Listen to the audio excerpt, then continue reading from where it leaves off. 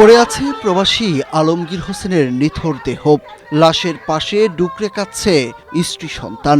বড় কোনো অপরাধের জন্য স্ত্রীকে বিধবা এবং সন্তানকে এতিম হতে হয়নি। মাত্র 5 টাকার জন্য নিজের বড় ভাই খোরশেদ আলম ছোট ভাইকে পিটিয়ে হত্যা করেছে বলে অভিযোগ উঠেছে।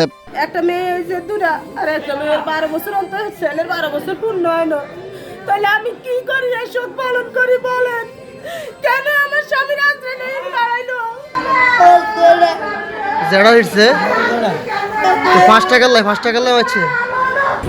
Strawberry Super Dotted ও ক্লাসিক ভ্যারিয়েন্ট সেন্সেশন জাগুক শিহরণ। পাড়া প্রতিবেশীরা বলছেন, দুই ভাইয়ের যৌথ বিদ্যুৎ সংযোগ ছিল। চলতি মাসে বিদ্যুৎ বিল পরিশোধের সময় আলমগীর তার অংশের টাকা দেওয়ার ক্ষেত্রে 5 টাকা কম দেন। এই নিয়ে দুই ভাইয়ের মধ্যে কথা কাটাকাটি শুরু হয়, যা তীব্র বিরোধে রূপ নেয়। পরে এলাকার চায়ের দোকানে খোরশেদ আলম সহ কয়েকজন আলমগীরকে মারধর করে ফেলে রাখেন। স্থানীয়রা উদ্ধার করে আলমগীরকে হাসপাতালে নিলে চিকিৎসক তাকে মৃত ঘোষণা করেন। পাঁচ টাকা লাই মানে কত হইছে বাইরের লোকে কিভাবে ঝগড়া লাগবো, এই ঝগড়ার কারণে এই অবস্থা করছে।